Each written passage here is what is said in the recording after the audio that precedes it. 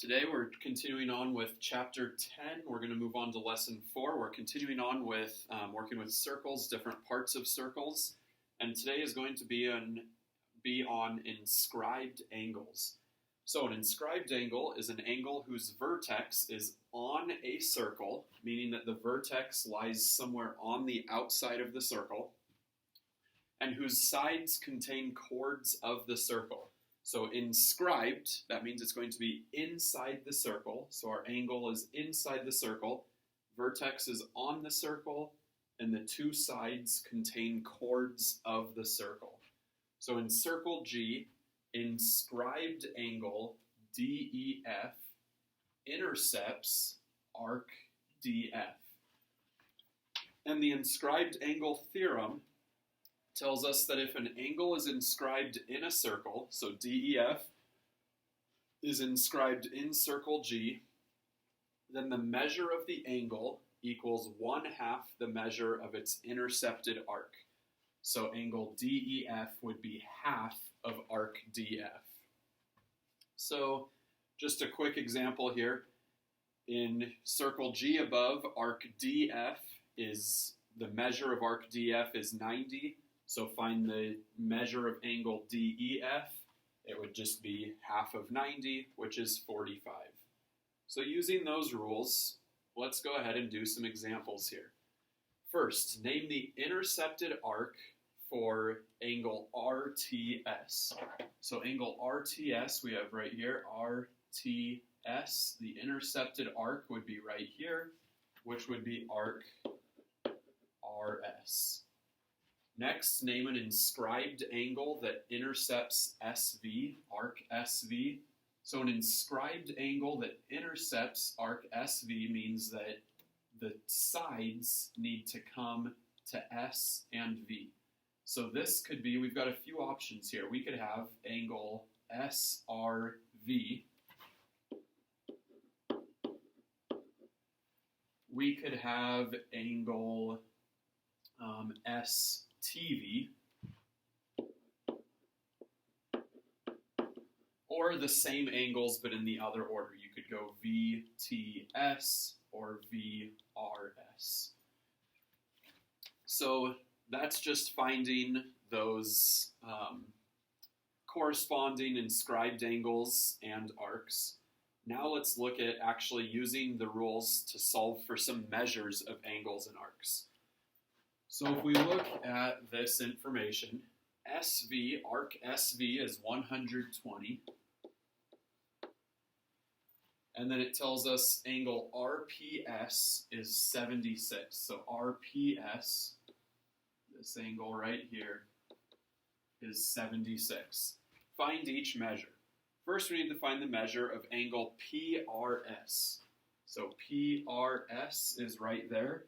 In order to find that measure, we know that since both of these lines, PS and PR, those are each a radius of the circle, so those are congruent to each other, meaning that these two angles are going to be congruent. If we know that one of the angles is 76, the angles all add up to 180, so we can say 180 minus 76 leaves us with 104 degrees, and we know that that's split into two equal angles, so 104 divided by 2 would give us a measure of 52 degrees. Next, arc RSV.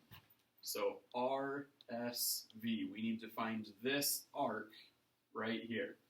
Now that arc, we know that since this central angle has a measure of 76, its corresponding arc, which is RS, would have an angle measure of, or would have a measure of 76. RSV is RS plus SV, so 120 plus 76, which would give us a measure of 196. Next, arc RT. RT here, since we know that these chords, RT and SV, are congruent to each other, then their corresponding arcs are also going to be congruent. So this is using some of those rules that we've learned in the last few lessons and bringing them all together. Now, angle RVT. So RVT right there, that's an inscribed angle. The vertex is on the circle. The sides make up chords of the circle, meaning that the angle is going to be half of its corresponding arc. The corresponding arc is RT, which is 120. So we would do 120 divided by 2, which gives us an angle measure of 60. Next, QRS. So QRS, really that's the same as VRS, which again is an inscribed angle. The arc is 120, so the angle measure would be 60. Angle STV. STV, again, inscribed angle. The arc measure is 120, so the angle measure would be 60. Arc TV. So this arc right here, in order to find that arc, we know the entire circle adds up to 360. We've got 120, 120, and 76, so those all add up to 316. So I'm going to do 360 minus 316, which leaves me with a measure of 44. And then the last one, number 10, angle SVT, which, let's see. Angle SVT. So this is an inscribed angle. The arc that is corresponding with it would be arc SRT. So it's going to be that major arc there, which that arc adds up to 120 plus 76, which is 196. The inscribed circle is half of that, so it's going to have a measure of 98. So again, using that inscribed angle theorem that we learned about at the beginning of this lesson, combined with some of the past few lessons that we've done, all coming together to be able to give us these measures. So then the other part of inscribed angles is inscribed polygons. We've learned a little bit about inscribed polygons in the past, which means that an inscribed polygon is a polygon that is completely inside the circle, and each of its vertices lie on the circle. So an inscribed polygon, again, is one whose sides are chords of a circle and whose vertices are points on the circle. Inscribed polygons have several properties. A couple of them that we're going to learn about today. If an angle of an inscribed polygon intercepts a semicircle, the angle is a right angle.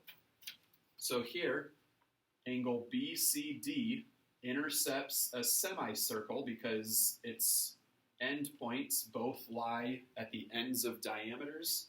That means that is going to be a right angle. Same with BAD, it intercepts a semicircle, meaning that will be a right angle.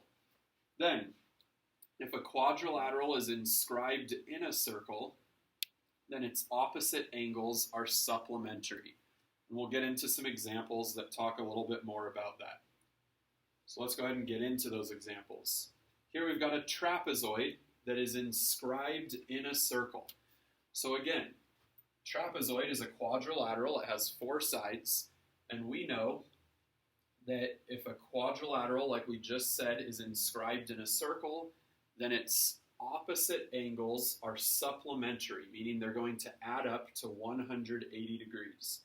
So in this case, we need to find angle X and angle Y.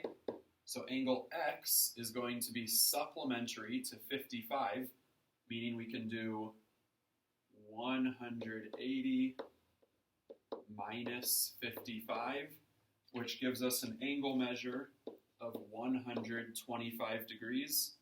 And then angle Y is supplementary with 120.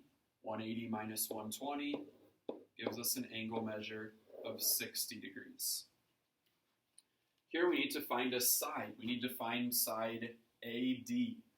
So in order to find AD, first we can use the rule that if an inscribed angle intercepts a diameter or intercepts a semicircle, that makes it a right angle. Since it's a right angle, that means we can use the Pythagorean theorem to come up with this whole side of AC. So we would say 5 squared plus 12 squared equals C squared. 25 plus 144 equals C squared, which gives us 169. So C would be 13, but AD is only, AC is a diameter, AD is a radius, meaning it'll be half of that diameter. So AD would be half of 13, which is 6.5. Number 3 here, we need to find angle 1 and angle 2. So first, angle 1, we can use that same rule that says because we know that FJH intercepts a semicircle, that means it's a right angle. 90 plus 40 is 130. We can do 180 minus 130. That gives us an angle measure of 50 degrees for angle 1. And then angle 2, again, we know that FGH, it intercepts a semicircle, meaning it's a right angle. So angle 2 will be 90 degrees. Moving down to number 4 here. We need to find angle 1 and angle 2. I'm actually going to find angle 2 first here. And the way that I can find angle 2 is I know I'm trying to find this angle right here.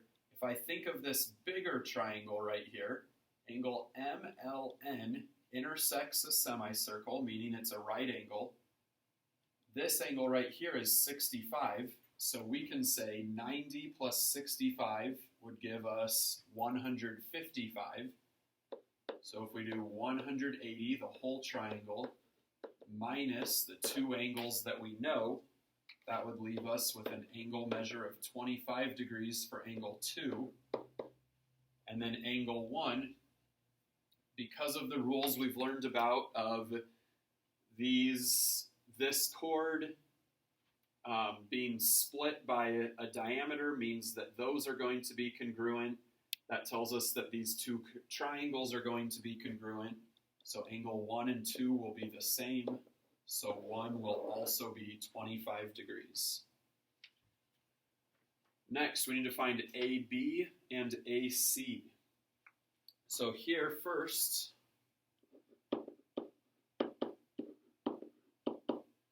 if I look at my triangle here, I know that I'm going to go ahead and just draw this out as only triangle ABC here so that we don't have a bunch of other information that we don't need. So if I have